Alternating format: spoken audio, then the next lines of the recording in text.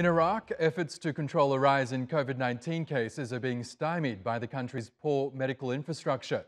Years of conflict and government corruption have crippled facilities. There are just 250 hospitals in the entire country, and relief organisations say that's just a fraction of what Iraqis need. Shoaib Hasan explains. For years, ordinary Iraqis have struggled to find adequate healthcare due to the country's crumbling hospitals.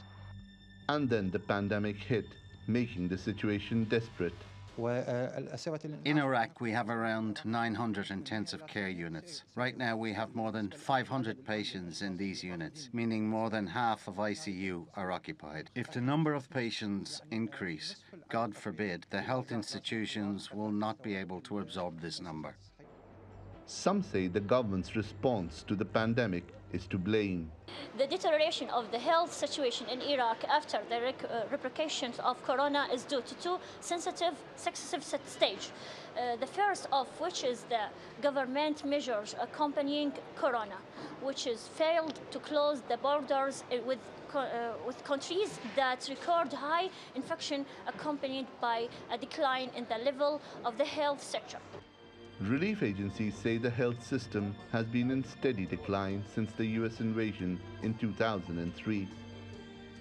They say Iraq currently needs 2,500 hospitals to meet the needs of the population, but only 250 are currently operating.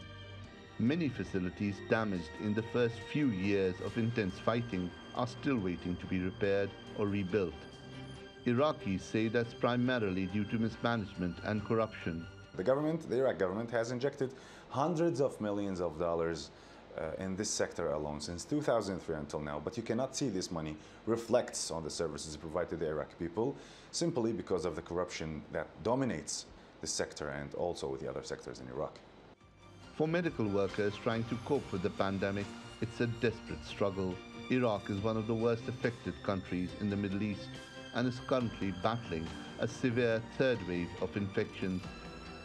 Relief agencies are now asking for urgent aid from overseas and demanding that the Iraqi government dedicate what resources it has to saving lives.